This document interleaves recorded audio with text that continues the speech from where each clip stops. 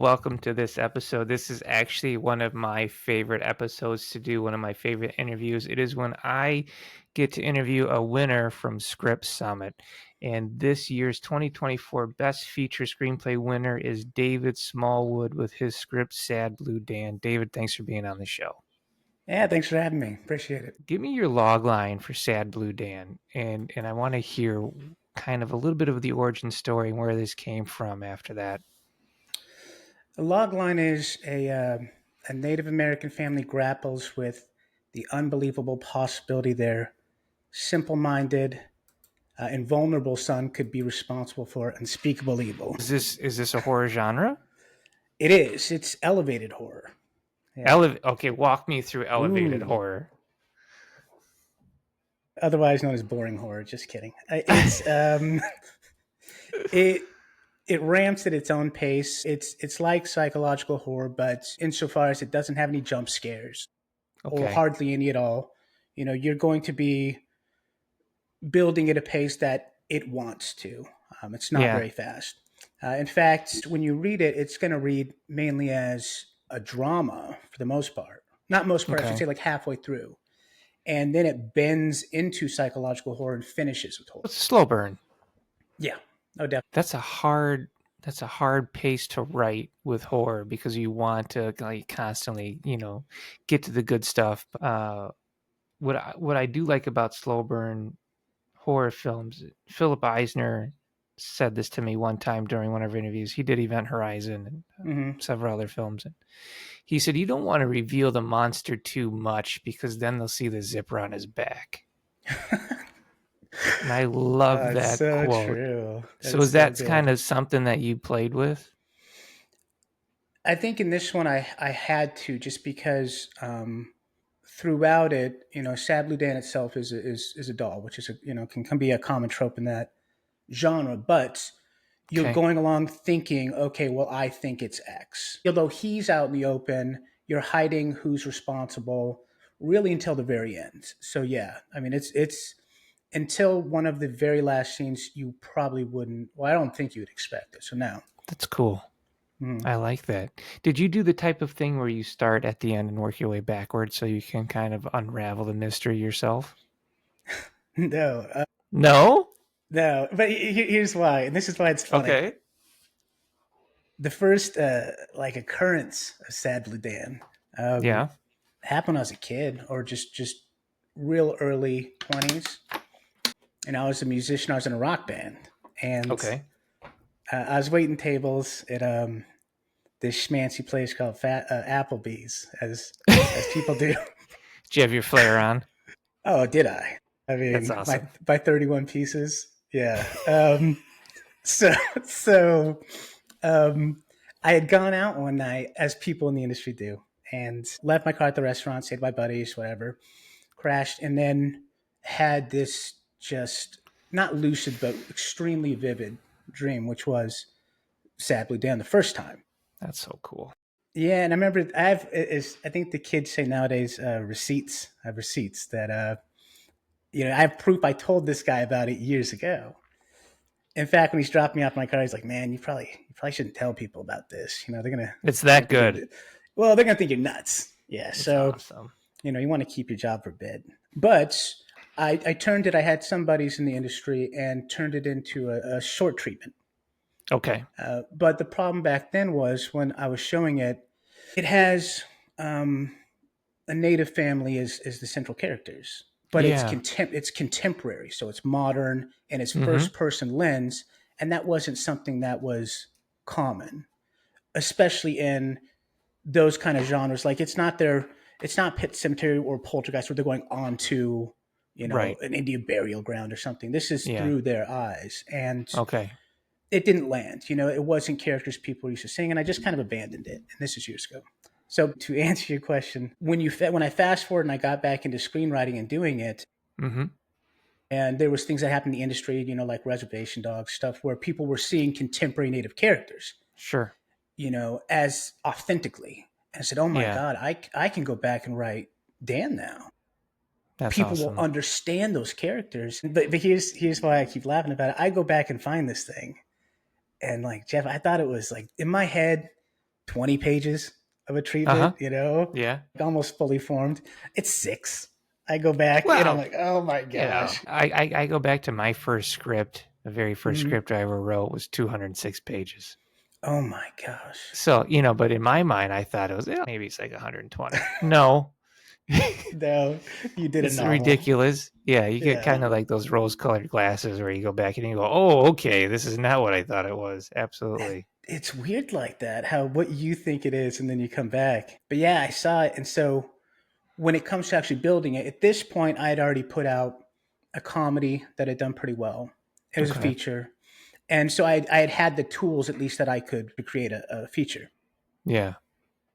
But now that I had Dan, it was about 20% of a movie. And it turned into this really like a Jurassic Parky kind of event where it's like I got 20%, I got to build a dinosaur, but I got 20% dino DNA. So I'm packing like 80% of frog DNA into That's this thing. fantastic. Yeah. Yeah. But what was cool was having the beginning, having the characters, and having the end. It was more of going, okay, I know what happens, but how do I explain this? Yeah. What could possibly happen that this could the real world actually happen? Yeah. And that's what had to come first, was figuring out how. And then once I had that, I could really actually work from knowing that from the beginning forward Yeah. and slow burn it, because also since they were contemporary native characters, I had to spend a lot of time in the beginning getting the reader viewer used to this and what it looks like. A breaking stereotypes type of thing. Kind of, well, I would say more that in the first part you could really interchange these people with anybody. It wouldn't Okay. matter. But as it bends into the psychological horror, you realize why they have to be who they are. Okay. And then when it finishes, because it explains through this native thread throughout that what the viewer really doesn't realize in it is you're in an ancient native legend made contemporary. That's That's what the cool. story really is. Yeah.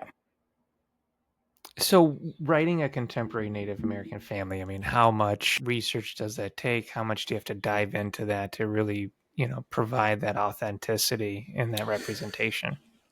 Well, and that's where it's tricky. Like I personally, I'll only do what I know, and Okay. I don't have a lot of the same experiences. I'm from mixed heritage, but I grew up in West Phoenix. I didn't have Hmm. the kind of experience that I feel comfortable writing towards or Okay. to, like a Res Dogs or Fry Bed Phrase, these kind of things. That Uh-huh. I'm probably not your person for that, but it would I could take my personal experiences with friends and family and growing up, and then take the characters themselves and Yeah. place them in a traditional project and have them run around and have people enjoy it that way. That's really kind of my angle, so to speak. I think it provides a unique voice, though, because it's not really, something you're saying much out there. So I think that is cool. Yeah, I think when I had my meeting with Coverfly, it's also funny you Yeah. said that, and they're kind of going through that, and they go over like brand and stuff. Oh, of Like, course. Yeah. well, They're you're kind of legit. like, oh, they're awesome, so good. And they're like, you're more like Native Light. We're like, what does that mean? That's Like, well, if funny. this other stuff is Budweiser, you're like Bud Light of that world. But I think it's funny.